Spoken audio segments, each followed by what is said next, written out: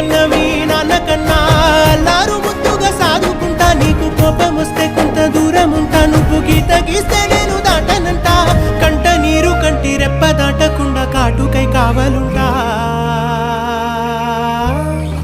రాంబాయి నీ మీద నాకు మనసాయనే ఏనాడు నిన్ను వీడిపో